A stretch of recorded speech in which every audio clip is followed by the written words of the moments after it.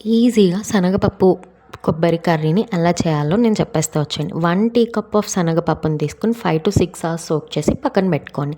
1 medium size onion and 3 green చిల్లీస్‌ని cut చేసి కడాయిలో యాడ్ చేసుకోండి. శనగపప్పుని కూడా అందులో యాడ్ చేసుకొని 1 గ్లాస్ ఆఫ్ వాటర్ వేసుకొని స్టవ్ మీద మీడియం ఫ్లేమ్‌లో మాత్రమే మూత పెట్టకుండా ఉడికించాలి. ఇది 80% కుక్ అయిన తర్వాత అందులోకి సాల్ట్, కారం, పసుపు తగినంత యాడ్ చేసుకొని ఇంకొక 5-10 మినిట్స్ వరకు కుక్ అయిన తర్వాత ఫ్రెష్ పచ్చి కొబ్బరి తురుముని 1 కప్ యాడ్ చేసుకోవాలి.